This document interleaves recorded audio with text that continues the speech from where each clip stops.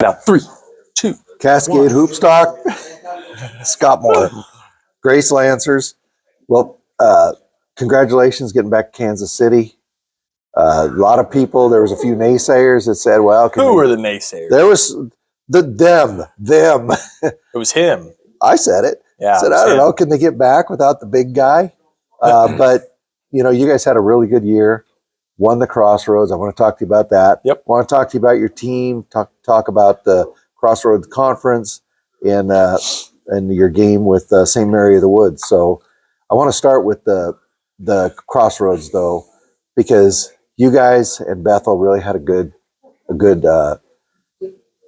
race to the finish, if you will. You got them at the end. Took all 18. Yeah. But it was, Bethel has been like in that second tier for a little while between you guys and Indiana Wesleyan. And it was kind of nice to see Spring Arbor and Bethel pushing back up there. You know what I'm talking? Yeah, they haven't won the league, but obviously we always talked about the NAI honestly is better when Bethel's good. Yeah. And Steve's done a tremendous job. And the rivalry, too, between Bethel and Grace has been cool to see over the years in the 90s and 2000s. And not that we lost that, but I'm kind of the only guy left in that whole regime, right? Yeah. Lightfoots are gone. Coach K's gone. The players all graduate and they move on. And so it was neat this year just to see them. It's kind of obviously you don't want them to beat you, but right.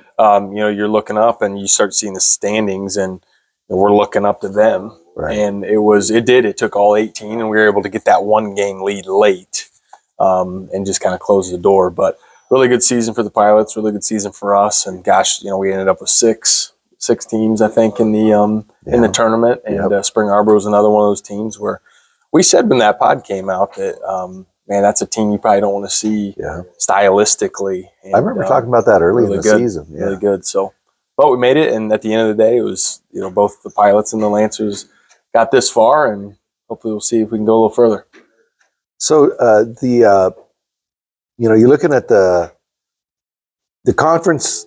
The conference tournament kind of went by Hoyle, right? You ended up. Didn't you play Bethel in the final game? We ended up with Huntington. Oh, Huntington. That's right. And then Huntington fell to these guys, Northwestern at Northwestern. Sorry, I'm just trying to recreate in my mind. It's getting late in the day, Scott. Yep. But you hosted and you played the first game. Carolina to start. Carolina. Yep, and then Pikeville after that. He just told me this. But Pikeville, what I wanted to talk to you about, what I was trying to get to, Pikeville gave you a really good game. That's a good team. Really good team. Mid-South team. And Coach, a little similar to my story, took over for a really successful coach. And they were a Mid-South team for so long. And then they, switched over to the Appalachian and just really good. I think really prepared. I thought that's what I told Ty afterwards is I was kind of not shocked, at all, but like, you've almost felt like you were playing a Crossroads team because every action we had, everything, like they were ready. Yep. And so, we got a late lead there, and a couple plays here, a couple plays there, bounced our way, and we were able to kind of close out at the end. But a really good basketball team we played in the second round. I was talking to Ian Scott upstairs yesterday. I was telling him that picture that I don't know who took it. Ian Scott embraced cool. After that. That was a cool picture. Yeah, it's pretty neat. Those guys, think about it. Those guys battled in practice for 3 years? Mm-hmm. And, he obviously had a fantastic year at Colorado. He's become a household name in basketball. Ian Scott, we all said a great basketball player. The world's going to see him, and they have potential player of the year. Just talk about Ian Scott and his leap into the spotlight and how well he's performed this year. Yeah, it's an unusual thing in 2025 to have kids that go that route where, we knew really early on that the talent was, we got to see it every day. But we also had a lot of talent. Not only you talk about but Jake Wadding was a really good player, and you had the twins, and you just had a lot of people there where, he could have started easily, and he obviously he was always one of our best players. It just, we asked him to do something that we thought would help us be tougher to beat. And, he did that for 3 years, and not a lot of kids do that and stick around to tell about it. Right. But not one conversation where it was about me, about him, about, what I want. It was always, whatever you think. And, there were times you had to reiterate and just tell them that, like, hey, just, you gotta trust me. You gotta trust me on this, because sooner than later, people are going to be talking about you. And if you just stay with this, like, I think this is going to pay off. And man, has it. He's tougher. This year we can't take him off the floor. And it's just, you said it. He's going to be in the running there at the end as one of the best players in the country. He's already in the top 25 left of the Bevo Francis. And I think there's 5 or 6 NAI guys left in that whole thing. So, just not only just the player that he's become, but the way he did it is pretty special and very rare today. First time I saw him play was out at your place. You were playing West Virginia Tech. Yep. And I couldn't believe just how the hops that guy had and the energy he plays with. That's what just motor. The energy. They call him. You guys call him the Energizer Bunny. It's that's a moniker he wears proudly, but. He's one of the best in the country for that. If you want instant offense or, instant energy off the bench, he's it. Well, he's just one of those guys where, he's never going to be super, super flashy. But when it comes down to, what he does equates to winning. And, I think we get caught up in coaches, so many people across the country, and stuff that doesn't actually win basketball games, which is what we're trying to do, right? And I can never understand it, but like, you watch this kid play, and I'm like, man, I'd take 10 of him, because if I had 10 of him, if I had 10 Jake O'Neills, if I had 10, Jake Waddings, those guys, they win games, and it doesn't look pretty. It's not sexy. It's not going to be something that you go, wow. But at the end of the day, they're sending you home. Yeah. With a butt kicking. They have a huge competitive drive. Yeah, and you just can't replace it, and there's an edge there. So, Ian's got a chance here too, where the rule change, and he has another year if they follow through this, where he can play at the Division I level. And I keep telling some of my friends, like, hey, if you want to win games, like, get this kid on your roster. Look what Jake O'Neill did this year. Yeah, definitely. I want to talk about one of your guys that nobody really talks about, but he impresses the heck out of me, Carter Stoltzfus.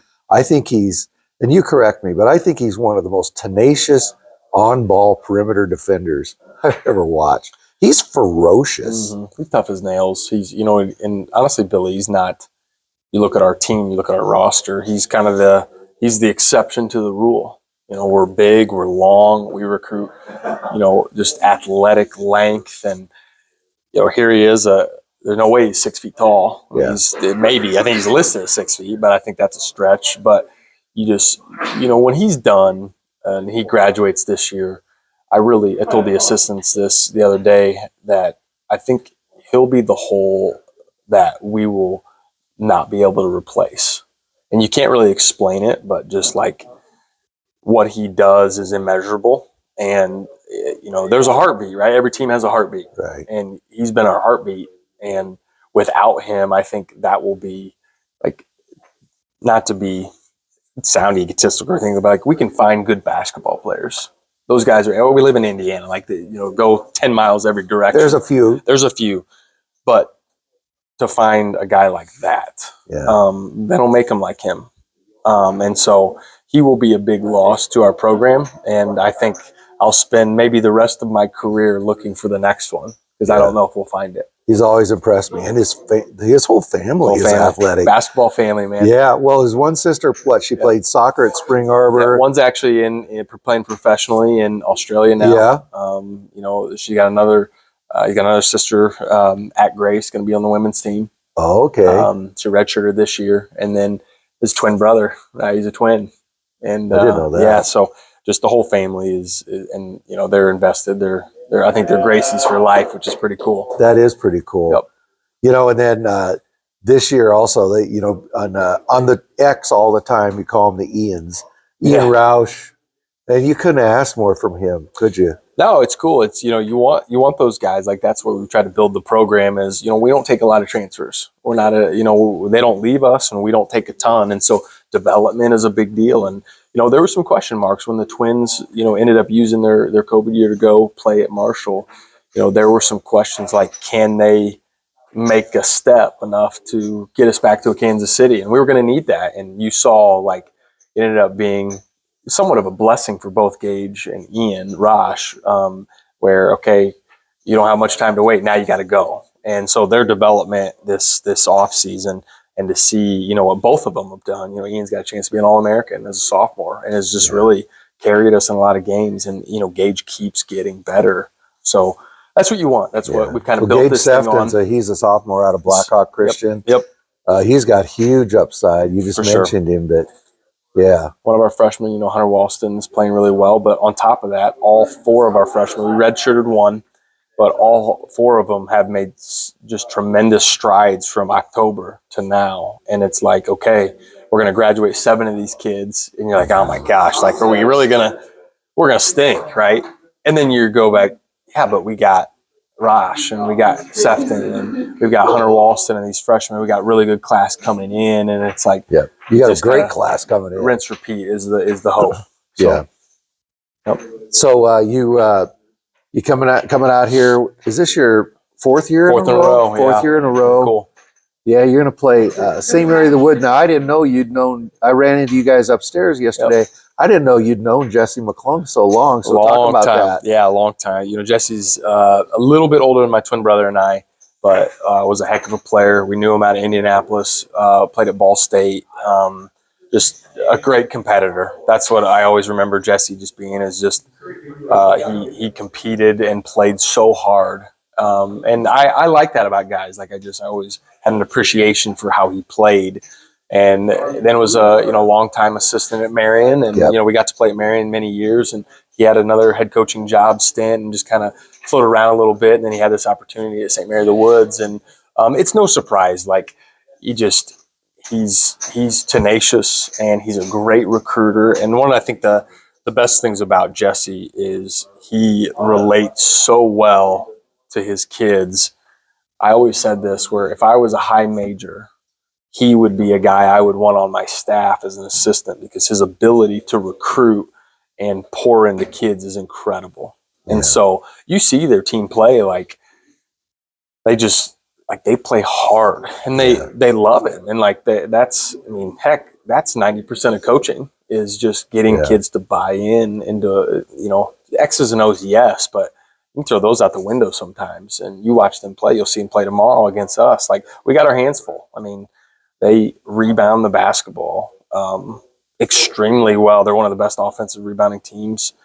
Sean, number 23, is over 4 a game on the boards offensively. Wow. So, yeah, we're gonna have our hands full because, again, it's no secret. Like, we're in the Crossroads League. We're we're Grace. We're everybody kind of views us as a certain way, and here they are. They're this team that's just kind of getting started. The 11 seed. Yeah, we're the 11 seed, and like, you want to kick our butt, and we know that. Like, so it's going to be a battle, and we know it's going to be 40 minutes. And we're fortunate for us that we've been out here for a few years, just kind of get the routine down, and it's their first year. So maybe that'll play into it a little bit, but we're going to be ready for a battle. Well, they can play. I mean, Greg Jenkins, put up a 43 spot the other day. He can hoop, man. He can hoop. I mean, I've told this story. I got to stop telling it, but I've been on Jesse. I'm always reaching out to, and they don't have to be a top 25 coach for me to reach out to, that.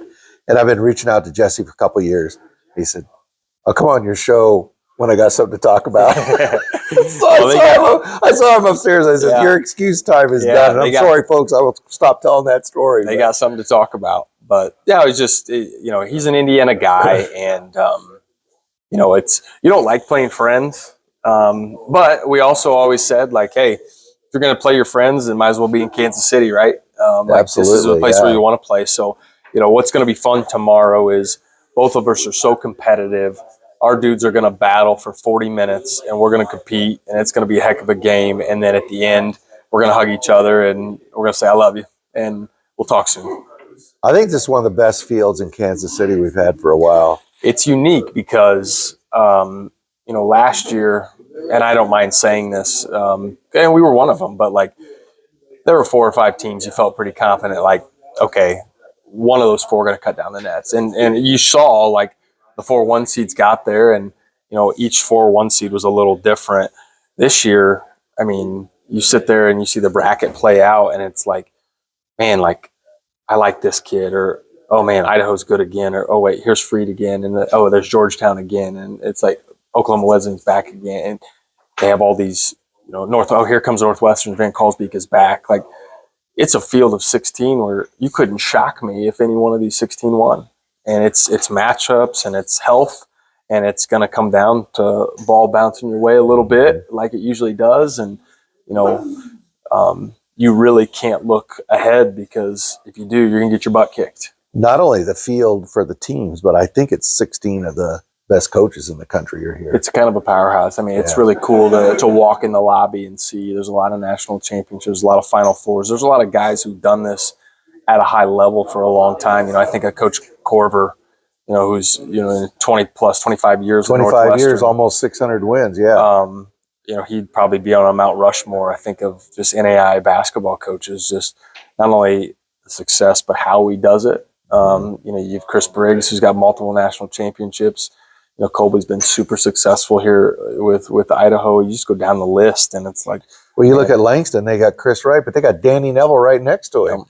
Two guys that are always here. Always here, just the experience. And I think they said kind of a cool stat. I think the total field is like 80% win percentage this year, which is the highest ever. So as you look all over, it's like all these teams have won, and they won a lot. And so, we're fortunate to be back, and I've got 2 really good associate head coaches with me that make my job a lot easier, and just excited to get ready. I think the day has come. We're ready to just play, right? You see, there's enough sitting and eating food and barbecue and sitting around the hotel. And for us, interviewing you darn coaches, I think we've done 14 today. Was there 13? Anyway. We're ready to hoop. And what's cool too, the NEI, I don't know if you said this already, but we're going to blast it out. I know you're going to blast it out. Like the games are free to watch. They're free to watch. They're being streamed. I mean, you think March Madness is cool. You sit down, and the day tomorrow, I mean, you look at that lineup tomorrow and the powerhouses that are playing just on that left side of the bracket, is like, holy smokes, you're going to see 4 games. And I guarantee you those 4 games are going to be better than 90% of the tournament you're watching tomorrow in the NCAA. It's just going to be great. I think it's the best decision in the world to. It's awesome to show it free, because you and I have talked about this before, but we're always trying to push. You're trying to get people to follow. I have conversations with people about NEI basketball all the time, and they go, "Well, how do I watch it?" You say, "Well, you need to watch this team or this team," and if you got that paywall there, I'm not going to check it out with the paywall. Those darn Lancers is one. The darn Lancers are one of them. Yeah, you and Indiana Wesleyan. Well, I tell people, you just like to copy Indiana Wesleyan. No, I tell people my assistants are expensive. And that's probably true. If I didn't have to pay those guys top dollar, then we wouldn't have to charge for these sticking games. But Stephen Halstead and Jordan Weiner, it's their fault. Like, they're expensive. Well, I don't know how you get such free pass, because they beat up those guys at Concordia like you wouldn't believe. You should see what they say to them on X. But anyway, that's above our pay grade. That's above us. Yeah. But the more exposure we can get at NAI basketball, and this is going to be great here. It's going to be awesome. And again, you get a moment. It's cool during the NCAA tournament, and you're going to be at home taking the day off anyway. Might as well watch little NAI basketball as it is. So a couple quick questions before I let you go. I haven't seen your brother. Is he here? Not yet.